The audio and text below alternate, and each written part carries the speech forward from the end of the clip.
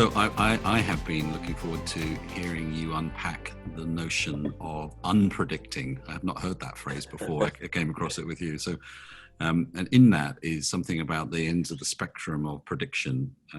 So what is unpredicting, and what's your experience of how it works in practice?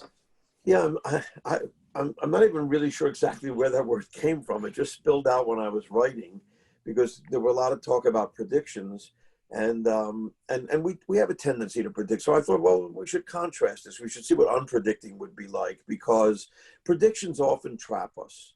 I mean, I think that's a problem. You make a prediction about what's going to happen or what we're going to find out, and suddenly you go down that road, and then you become less.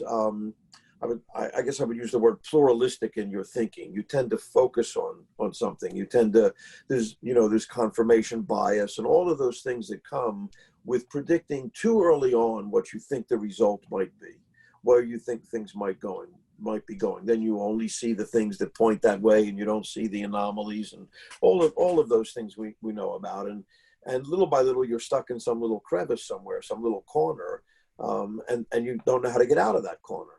And that's not good, of course. So we have to be careful with predictions. I mean, there's the famous Yogi Berra phrase, our great American philosopher, probably the greatest American philosopher, Yogi Berra, and baseball manager part-time, who said, the future ain't what it used to be. And I think he's exactly right, of course. It never is. And so we should be careful about predictions. And I think the way to get around that is to make predictions by sort of asking questions, if you will, by using questions to say, well, here are the questions of the future, not here are the things we'll know in the future, but here are potential questions. And we won't even be great at that, to tell you the truth, because there's so many questions we can't see. There's a wonderful quote. I hate to keep using quotes, but I think if somebody said something clever, they shouldn't be left out of the conversation just because they're dead. I mean, it's still useful. We all hope that, don't we? Right. Nobody's going to be happy about being left out once you're dead, Also, I think it's important to recognize that this kind of conversation has actually been going on for a long time, and it will continue to go on. And we should jump into the flow and be part of it and add what we can. So this particular quote is from a fellow named J.B.S. Haldane, who was an English evolutionary biologist, one of the early evolutionary, this is in the mid-20th century, 1950s or so, 1920s, I guess, a little earlier. And he one of the first people to introduce mathematics into biology and evolutionary biology.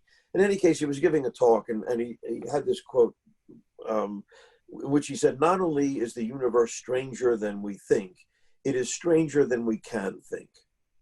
And that's a really interesting idea, it seems to me. Now, that may make it sound like, well, we just don't have the cognitive ability to think about some things. But that's not actually, first of all, it's not the case, because since he gave that talk in 1929, we've thought of some really strange shit, right? Quantum particles, epigenetics, the microbiome, the internet. I mean, some really strange stuff has been thought of since he said that we never could have imagined. I mean, even 40 or 50 years ago, the idea of plugging two computers together would have been as silly as plugging two refrigerators together, right? I mean, it wouldn't have entered your thinking.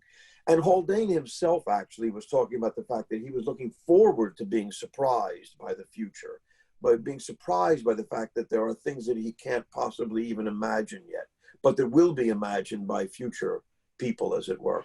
And so that's the idea for me about unpredicting, that you want to be surprised by these things. You want to leave yourself open to surprise and not be too careful about predicting where things will go.